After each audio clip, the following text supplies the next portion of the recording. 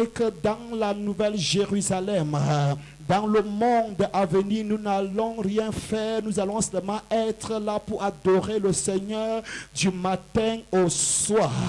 Et quand je médite sur cette pensée, je ne vois pas ce Dieu, je ne vois pas ce Père qui a des enfants et que des enfants ne sortent pas le matin pour aller travailler. Et ils sont juste devant le Père matin, midi, soir ou bien 24 sur 24 en train de dire au Père, papa tu es très beau, papa tu as une très belle coiffure, papa j'aime ta veste, si papa ta chaussure est une chaussure de qualité 24 sur 24. Si c'est moi ce Père là, je veux te chasser, je veux dire allez mon ami, fiche-moi le camp, je sais qui je suis. I feel like I'm talking in here. La Bible me fait comprendre que dans la Nouvelle Jérusalem, dans Apocalypse chapitre 22, verset 3, il n'y aura plus d'anathème. Le trône de Dieu et de l'agneau sera dans la ville et ses serviteurs le serviront. En d'autres mots, même dans le monde à venir, tu vas servir, tu vas travailler. Tu sais que les paresseux sont très précieux pour aller au ciel. Parce que là-bas, ils se disent qu'ils ne vont rien faire. Ils seront là juste pour chanter matin, midi, soir. L'homme n'a pas été créé pour adorer le Seigneur. Mais l'homme a été créé pour travailler. La Bible dit que lorsque l'Éternel Dieu fit les cieux et la terre, il n'y avait aucun arbuste des champs sur la terre. Il n'y avait aucune herbe des champs qui germait encore. Parce que l'Éternel Dieu n'avait pas fait pleuvoir sur la terre. Et la raison pour laquelle Dieu n'avait pas fait pleuvoir sur la terre, c'est parce qu'il n'y avait point d'homme pour cultiver le sol. Donc tu as été créé pour cultiver. Can I say it again? La raison pourquoi Dieu t'a créé, Genèse chapitre 2, verset 5, c'est pour que tu cultives. Il dit que l'Éternel Dieu, quand Dieu a créé les cieux et la terre, il n'y avait aucun arbuste des champs encore sur la terre. Aucune herbe des champs ne germait encore sur la terre. Parce que l'Éternel Dieu n'avait pas encore fait pleuvoir sur la terre. Et la raison pour laquelle il n'avait pas fait pleuvoir, c'est parce qu'il n'y avait point d'homme pour cultiver le sol. Si Dieu faisait pleuvoir, les herbes devaient monter à la surface du sol et la terre devait devenir une brousse terrible parce qu'il n'y avait point d'homme pour cultiver le sol. Mais une vapeur s'éleva de la terre. Dieu fit de la boue et forma l'homme de la poussière du sol, souffla dans ses narines un souffle de vie. Cet homme que Dieu a créé, il le prit et le plaça dans le jardin d'Éden pour qu'il le cultive et pour qu'il le garde. Are you there? Are you there? Oh, oh, oh. Et cette histoire, surtout dans le milieu dit réveillé ou le milieu pentecôtiste, je ne sais pas, excuse-moi le terme, je n'ai pas encore trouvé des personnes plus paresseuses que des personnes pentecôtistes. Can I say it the way I feel it? Je n'ai pas encore trouvé des gens paresseux comme ces soi-disant pentecôtistes. Tu es l'incarnation de la paresse. Quand nous étions à l'école biblique, nous faisons l'histoire de l'église. Et nous lisions un document par rapport à l'histoire de l'église.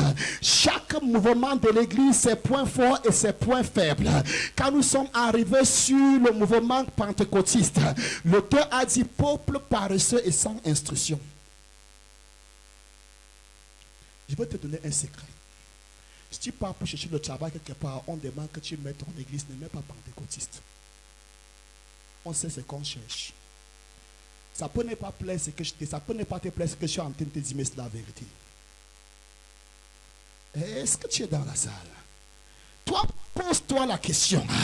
Quand tu n'étais pas encore enfant de Dieu, ou quand tu n'étais pas encore dans le milieu dit pentecôtiste ou le milieu dit des églises réveillées, à 5h30, tu étais déjà dehors pour aller au champ. À 5h30, tu étais là où on déballait la friperie. Et tu battais jour et nuit. Tu te battais jour et nuit sous le soleil, sous la pluie, pour avoir quelque chose pour ta maison. Mais depuis que tu es entré dans cette chose-là, alléluia. Oh. Holy Ghost. Non, l'onction était puissante à l'église aujourd'hui. Pendant que l'onction était puissante, la femme dit, maman, je n'ai pas mangé depuis le matin. Quelqu'un doit se lever. Tu n'as pas été créé juste pour adorer le Seigneur. Ton adoration est une bonne chose. Mais avant de l'adorer, Dieu dit que la main qui ne travaille pas ne mange pas. Je ne sais pas si je parle à quelqu'un. Ici, le précieux trésor de l'homme, c'est l'activité. Quand j'ai créé l'homme, c'est parce qu'il n'y avait aucun arbuste sur la terre. Il n'y avait pas de pluie. Et il n'y avait pas de pluie. Pourquoi? Parce qu'il n'y avait point d'homme pour cultiver le sol. En d'autres mots, quand j'ai créé l'homme, la première des choses que je donne à l'homme, c'est la roue. Are you there? Et tu es là, tu veux me convaincre. Tu vas m'amener à croire que Dieu n'est pas là pour le travail. Avant vous vous couchez tard, avant vous vous levez tôt. Et Dieu donne à ses bien-aimés dans leur sommeil. C'est une vérité, c'est une vérité. Mais je veux te dire quelque chose. Les bien-aimés chez qui Dieu donne dans leur sommeil sont des personnes que même dans leur sommeil méditent par rapport à ce qu'ils ont fait durant la journée. Can I preach the word? Les bien-aimés chez qui Dieu donne dans leur sommeil, ce sont ces élèves que durant tout le jour étaient là après l'école, étaient dans la répétition, méditaient jour et nuit dans le cours. Et dans la nuit, le Saint-Esprit vient dans leur sommeil. Comme il est venu dans le sommeil de Salomon, demande-moi ce que tu veux, je te donnerai. Je vais te faire comprendre ce que ton professeur t'a enseigné. S'il ne t'a pas enseigné, je ne pourrai pas te faire comprendre. Est-ce que tu es là? Est-ce que tu es là? Est-ce que tu es là? Est-ce que je parle à quelqu'un ce soir? Dis à quelqu'un, c'est à toi que le pasteur s'adresse. Que le Dieu que tu fais n'aime pas la paresse. De toutes les personnes que Jésus a appelées, je n'ai pas encore vu un chemin parmi. Il a appelé Matthieu à son poste de travail. Est-ce que je peux parler comme je dois parler ce soir? Il a appelé Pierre à son poste de travail. Il a appelé Jean à son poste de travail. Il a appelé Jacques à son poste de travail. Même Judas, il a appelé Judas au champ de guerre. Est-ce que tu es là? Même Judas était un terroriste, un guerrier. Est-ce que je parle à quelqu'un? C'est là où Jésus l'a prié. Quelque part, j'ai l'impression que Dieu préfère un délinquant courageux qu'un homme saint qui ne sert à rien pour sa famille ni pour personne. Dieu préfère une prostituée qui se bat et ça ne la laisse pas. Dieu la sort de la manière que tu te lèves la nuit. Jour et nuit, la nuit, tu n'as pas froid. Tu es en petit pantalon, petit jupe. Tu supportes le froid à cause de 500, à cause de 1000 femmes. Si tu peux le faire à cause de 500 et 1000 femmes, certainement tu pourras le faire pour l'éternité. Certainement tu pourras le faire pour le royaume. Dis à quelqu'un, le Dieu que tu sais n'aime pas la paresse. Can I preach the word? Feel it? Est-ce que je peux le prêcher comme je dois le prêcher? Est-ce que je parle à quelqu'un? De tous les 12 apôtres, Dieu les a appelés en train de faire quelque chose. Est-ce que je parle à quelqu'un? Chaque fois que tu lis même l'Ancien Testament, Amos va te dire qu'il était cultivateur, il était berger. C'est pendant qu'il faisait son travail qu'il a reçu l'appel de Dieu. Est-ce que je parle à quelqu'un ce soir? C'est pendant qu'il est vrai, Daniel était un serviteur dans le royaume babylonais, dans le royaume médo-perse, même dans le jeûne, cet homme travaillait toujours. Est-ce que je parle à quelqu'un? À cause de son service, la Bible dit qu'il n'a pas pu prendre un jeûne. À sec, il prenait les légumes chaque soir, parce qu'après avoir servi le roi, les forces doivent lui manquer. Alors pour servir le roi et servir son Dieu, il doit prendre les légumes par rapport à son jeûne. Are you there? Are you there? Est-ce que je parle à quelqu'un? Est-ce que je parle à quelqu'un? Oh, Dieu va me donner. Oh, Dieu va me donner, certainement il va te donner. Et j'ai aussi lu quelque part qu'il bénira l'œuvre de tes mains. En d'autres mots, si ta main n'a rien, tu n'auras pas de bénédiction. Il dit, bien aimé, je prospère. Je souhaite que tu prospères à tout égard et que tu sois en bonne santé, comme prospère l'état de ton âme. Pendant que ton âme évolue, pendant que ton corps et ton âme évoluent, ton corps doit aussi évoluer. L'argent ne tombe pas du ciel. Même si Dieu fait apparaître l'argent miracle, c'est juste un signe pour toi que Dieu est capable de pouvoir à tes besoins. C'est pas pour toi un signe que tu ailles croiser les bras pour pouvoir attendre la manne du ciel. Ils ont mangé la manne pendant 40 ans. Mais la Bible me fait comprendre, quand ils sont entrés dans la terre promise, le lendemain, la manne n'est plus tombée. Là, ils doivent cultiver. Pourquoi la manne? La Bible dit, c'était pour leur faire comprendre que l'homme ne vivra pas de pain seulement, mais de toute parole qui sort de la bouche de l'Éternel. Quand Dieu opère certains miracles dans ta vie, tu verras mieux de comprendre pourquoi ce miracle. Ne te couche pas sur ce miracle comme sur la médaille et fais oublier le reste des choses. C'est juste un signe, c'est un message. Est-ce que je parle à quelqu'un ce soir? L'homme a été créé pour travailler. Est-ce que je parle à toi ce soir? Dis à quelqu'un, est-ce que tu as le réseau? Est-ce que tu comprends ce que le pasteur dit? Que Dieu va te donner la sagesse, mais tu dois chercher à comprendre. Dieu va te donner l'intelligence, mais tu ne dois pas dormir. Tu dois apprendre tes cours. Même quand le sommeil vient, tu dois être capable de sortir de la maison et d'allumer la lampe qui est à la véranda pour pouvoir étudier afin que le sommeil ne vienne pas à cause du froid. Est-ce que je parle à quelqu'un ce soir? La sagesse est disponible, l'intelligence est disponible, la connaissance est disponible, mais c'est Dieu qui a tout créé. A dit un jour, mon père travaille jusqu'à présent, moi aussi je travaille. Si moi je travaille, qui es-tu pour dormir sur ton oreiller?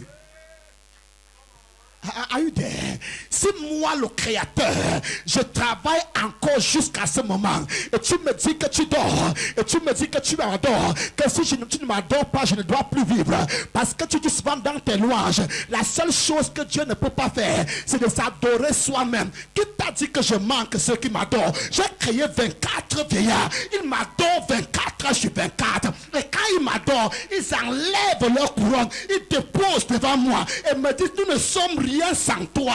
Leur adoration me touche le cœur. Et leur adoration, bien qu'elle me touche le cœur, ne manque rien sur moi. Leurs lèvres ne sont pas les lèvres d'agir comme pour toi, mais ne manque rien sur moi. Combien de fois ton adoration?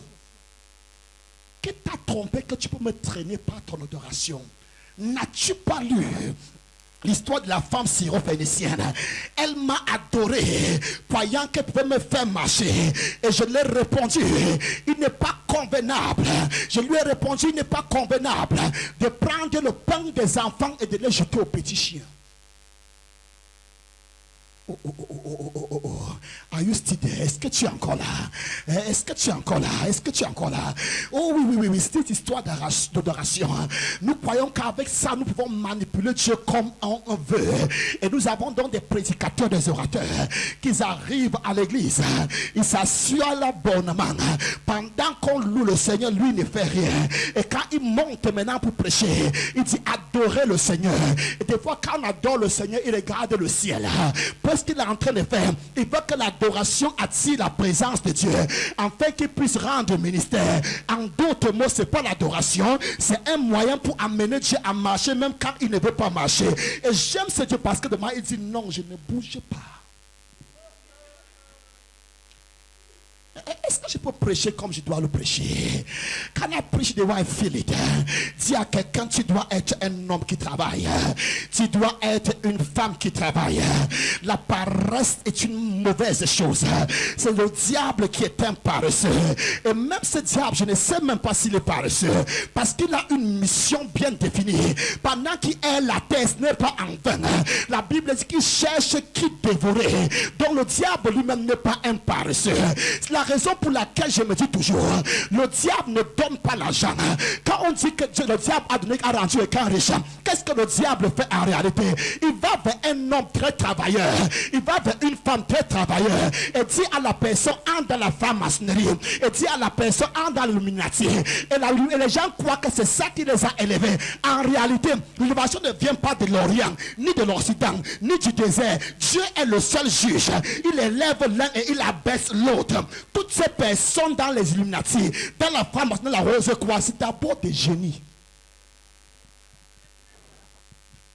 Prouve-moi le contraire. Prends un fou, mets dans la Rose-Croix pour qu'il devienne quelqu'un, je vois.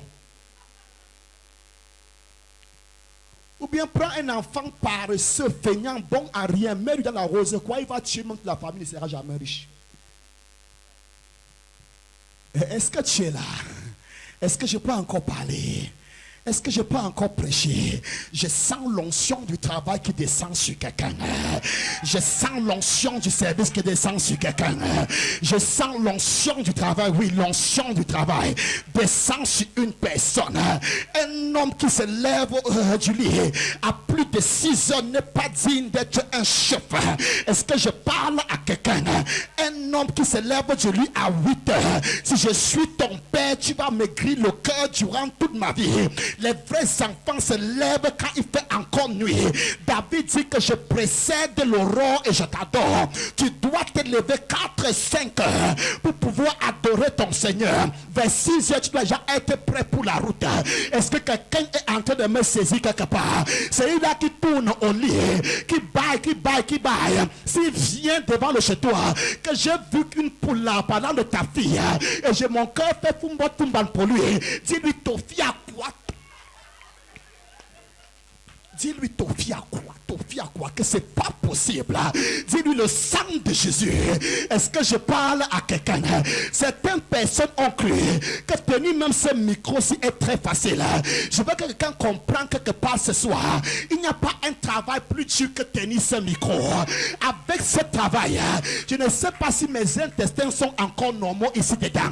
Je ne sais pas si j'ai encore une vie normale. Parce qu'il m'arrive de moment de passer toute une nuit sans dormir. Et le matin, au lieu de dormir, je suis encore dehors, en train de chercher les X et les Y, de Y et de l'hébreu pour pouvoir te rendre ministère. Est-ce que je parle à quelqu'un? C'est pourquoi Jésus n'a jamais appelé un feignant. Jésus n'a jamais appelé un paresseux. Toutes ces personnes qui mettent leurs pantalons ici et qui causent le groupe français, ce sont des feignants et des feignants. J'aime les Américains parce que pour être président, quand tu vois ceux qui battent campagne pour la présidence, leur chemise est souvent ici. Are you there? Are you there? Non, ce n'est pas le système français de la veste. Que la personne que vous voulez mettre à la Maison Blanche, c'est un homme qui ne dormira pas à cause de vous. C'est un homme qui travaillera jour et nuit. C'est un homme qui n'a pas de cravate. Mais cet homme va se battre pour que vous ayez la cravate. Est-ce que je parle à quelqu'un ce soir? Si tu dois être une tête dehors, tu dois travailler nuit et jour. Tu dois te battre. Tu dois te lever quand les autres sont encore couchés. Et tu vas te coucher quand tout le monde serait déjà endormi. Est-ce que je parle à quelqu'un ce soir? Est-ce que c'est à toi que je rends ministère? Ne dis pas que je n'ai rien à faire. Même l'eau, tu peux vendre de l'eau. Ne me dis pas que tu as tellement de diplômes. Et tes diplômes ne te permettent pas de faire du n'importe quoi, de faire les petits travaux. Si tu ne peux pas faire les petits travaux avec tes diplômes, qui commanderas-tu? Comment peux-tu dire à quelqu'un de laver le sol et de bien le laver quand toi tu n'as jamais lavé le sol? Comment peux-tu dire à ta bonne, prépare bien et prépare très bien quand toi tu n'as jamais préparé? Ça sera juste l'oppression. Tu vas opprimer cette personne. Dieu veut que tu commences la poussière du sol pour arriver au sommet. Est-ce que je parle à quelqu'un? Il dit une ville située sur une montagne ne peut être cachée, mais une ville qui est située sur une montagne commence d'abord par la vallée. Pour atteindre la ville située sur la haute montagne, quelqu'un doit commencer de la vallée, parce que là où il n'y a pas de vallée, il n'y a pas de montagne. You got it? À Douala, il n'y a pas de montagne parce qu'il n'y a pas de vallée. Est-ce que tu es encore là? Est-ce que je parle à toi? Est-ce que je parle à quelqu'un ce soir? Dis à quelqu'un, travaille, travaille, travaille. Travaille, travaille, travaille, travaille. Travaille, travaille. Tu as longtemps fait le bébé. Tu as longtemps fait le bébé. Lève-toi et marche. Tu as longtemps fait le bébé. Tu as longtemps fait le bébé. Tu as longtemps fait le bébé. Ça fait que les gens te ridiculisent. Il n'y a aucun respect pour toi. Des fois, tu parles, tu grondes. Les gens te regardent. Tu ne sais pas combien de fois ces personnes te méprisent dans leur cœur. Mais quand est-ce que tu te lèveras? On t'a longtemps donné. Jusqu'à quand donneras-tu aux autres pardon? Lève-toi et marche, travaille.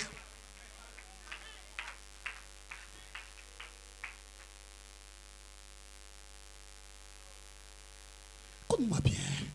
Un travailleur, quand sa main ne fait rien, il n'a pas la paix. Ne me dis pas que tu manques le travail.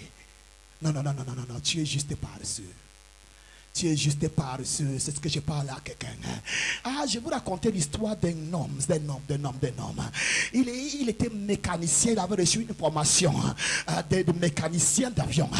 Et il n'avait pas le travail, il est allé quelque part demander le travail. Et on a fait comprendre à cet homme qu'il n'y a pas d'embauche. Il dit que non, je vais travailler juste pour rien. Et il a travaillé pour rien pendant un certain temps, pendant quelques années. Et il a dit à son patron, il est maintenant temps que tu me payes. Et le patron a grondé. Je t'avais dit que je ne voulais pas d'embauche. Allez, fous-moi le camp, le monsieur est parti. Et quand il est parti, juste quelques jours, le patron a dit, pardon, viens, on va s'entendre. Quand il est passé, le patron a su qu'il y avait quelqu'un qu'on ne pouvait plus remplacer. Cet homme était déjà digne d'un salaire. Qu'est-ce que tu fais, mon frère? Qu'est-ce que tu fais, ma soeur? Lève-toi. C'est pour vendre quoi? Vends quand même quelque chose. Tu n'as pas encore 100 000 pour commencer. Mais commence avec les 10 000 que tu as. Tu n'as pas encore 1 million pour commencer. Mais commence avec les 100 000 que tu as. Tu n'as pas encore 10 millions pour commencer. Mais commence avec les 300 000 que tu as. Dieu va bénir l'œuvre de tes mains. Si tu as déjà les 1 milliard dont tu as besoin, Dieu va encore bénir quoi? Mais je sens au fond de moi que j'ai un peu sorti de la page. Il faut que je revienne. Dis à quelqu'un, pasteur, reviens. Ce n'était pas ça. Nous voulons parler de l'œuvre de Dieu, Mais tu es parti tellement dans le séculier. Rentre. Est-ce que tu es là? Donc l'œuvre de Dieu. L'œuvre de Dieu, Dieu a créé l'homme pour que l'homme travaille. Et le premier travail de l'homme était de cultiver le sol et de garder le jardin. Il devait cultiver le jardin et de garder ce jardin. Et je disais encore dimanche que le monde a eu deux jardiniers. Le premier jardinier était Adam et le dernier jardinier était Jésus. Le premier jardinier devait cultiver un sol physique et devait garder ce sol physique.